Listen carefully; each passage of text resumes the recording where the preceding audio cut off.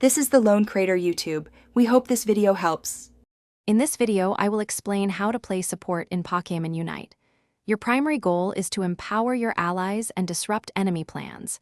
You'll be providing crucial shields, healing, and crowd control to ensure your team's survival and success. Always aim to position yourself strategically, typically behind your damage dealers, to maximize your impact while staying safe. Let's dive into the specifics of mastering this vital role. When choosing a support Pokémon, consider options like Blissey, known for its incredible healing and powerful shields, making your allies nearly unkillable. Eldegoss is another fantastic choice, offering wide-area healing and speed boosts that can turn team fights. Cleafable provides consistent healing and a temporary shield, often swinging battles in your favor.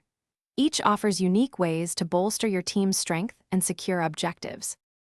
Effective support play involves smart positioning and timely ability usage. Always prioritize protecting your damage dealers, using your shields and healing to keep them alive. Your crowd control abilities are perfect for initiating fights or helping your team disengage safely.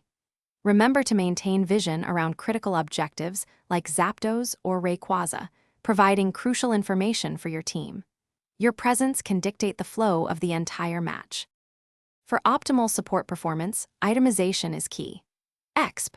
Share is a must-have, allowing your teammates to gain experience faster while you still contribute. Buddy Barrier provides a massive shield to you and a nearby ally when you activate your Unite move, offering incredible survivability. Additionally, focus on emblems that boost your HP, defense, or cooldown reduction to maximize your utility throughout the game. These choices significantly enhance your impact. Thanks for watching. Consider subscribing if we helped you.